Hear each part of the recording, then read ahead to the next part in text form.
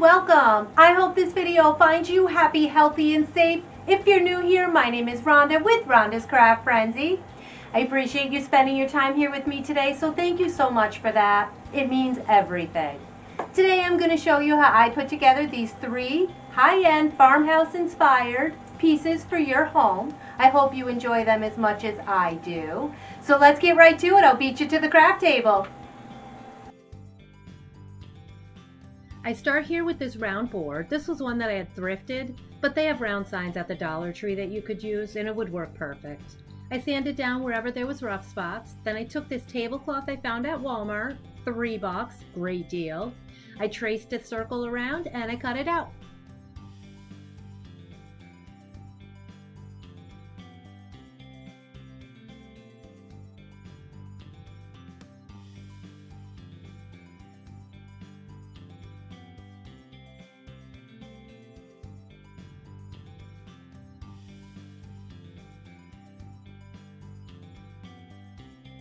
I painted it with Waverly's ink colored chalk paint, and while that was drying I took this metal welcome sign and I sprayed that with a white ultra matte colored spray paint from Rust-Oleum.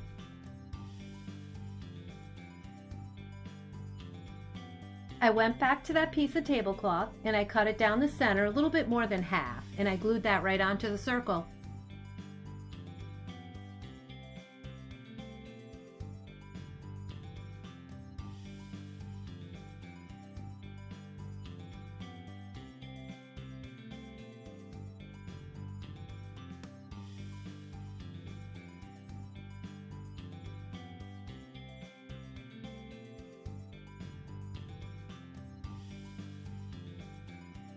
Next I wanted to camouflage where the tablecloth ended, just to give it a cleaner look.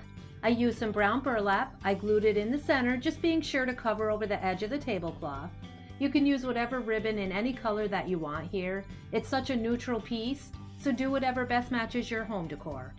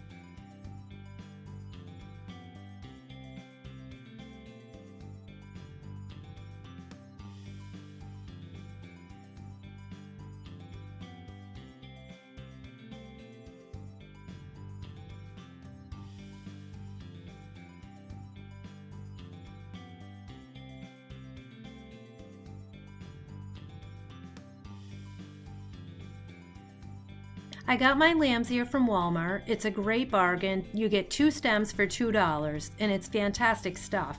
I glued that right into the center on top of the burlap.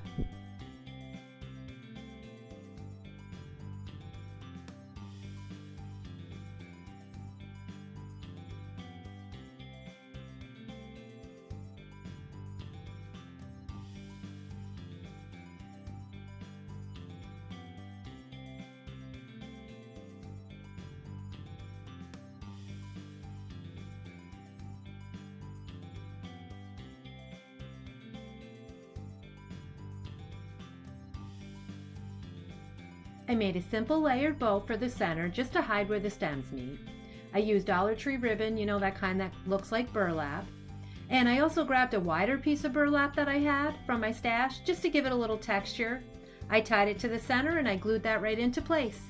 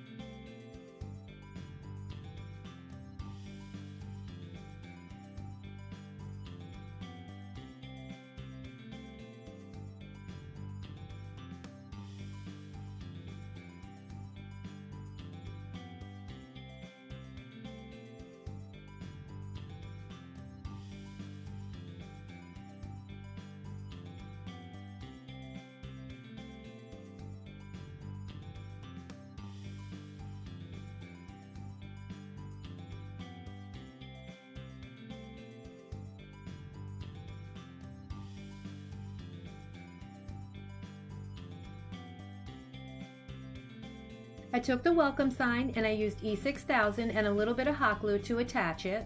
I'm not sure why, but hot glue alone doesn't seem to keep hold with these metal signs if you're attaching them to wood.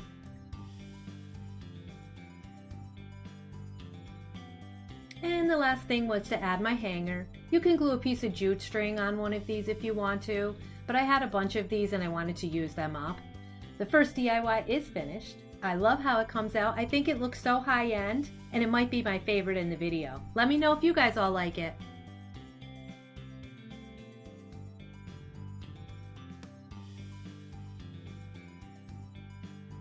For my second DIY, I started out with the towel that I got from the Dollar Tree. I wanted to add some spring color into my living room, and I thought this was pretty and worked great for a couple of throw pillows.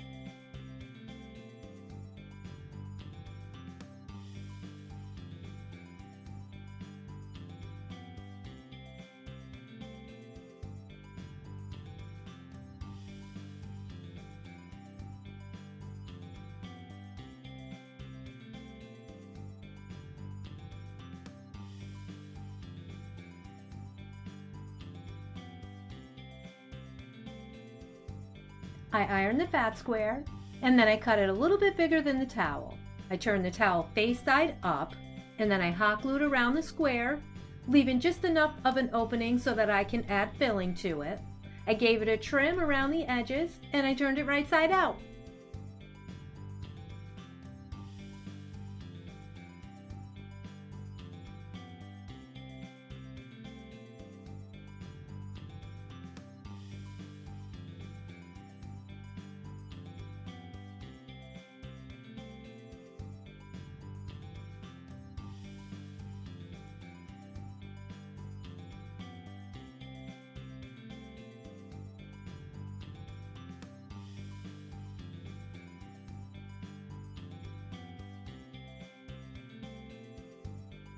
Lastly, I filled it with the remnants I had from an old pillow. I glued that last section, and this cute little pillow was complete. I hope you like it!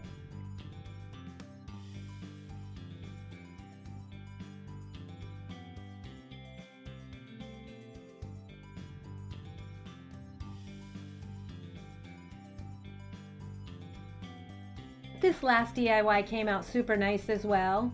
I started out with a child's watering can. It was metal, and I believe it came from the Dollar General. Honestly, I can't remember. I've had it for quite some time. I wasn't in love with the blue, so I spray painted it with matte clamshell from Krylon.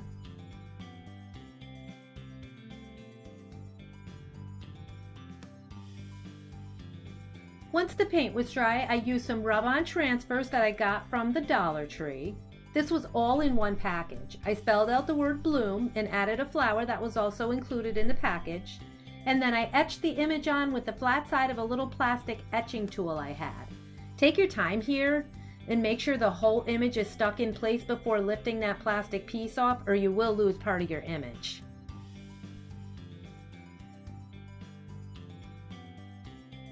I don't know what happened to my footage here, but I did go back in and add a coat of Mod Podge over the letters in the flower.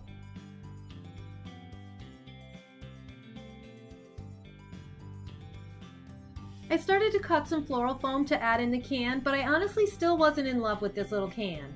So I took black Waverly chalk paint, color ink, and I made some spots all around the can, including the handle and the spout, and I also did that around the edges. My thought was to make it look a little bit aged, kind of like an old ceramic piece with chips in it.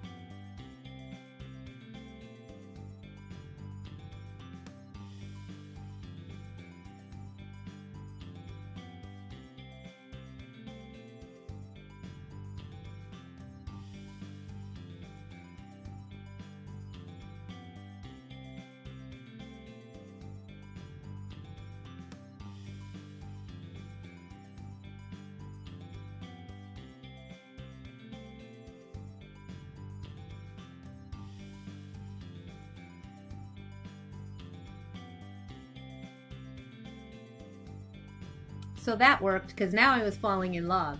Lastly, I added some sprigs of boxwood greenery, and this last piece was done. I like it so much. It's a toss-up between this one and the first one for me. Let me know what you all think. Which one was your favorite?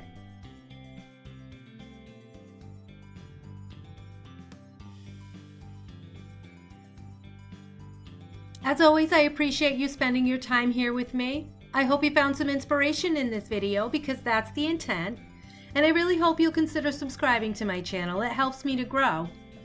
And if you saw something you like, hit that thumbs up button. Don't be shy with those comments. I hope to see you the next time. And until then, keep your glue guns at the ready.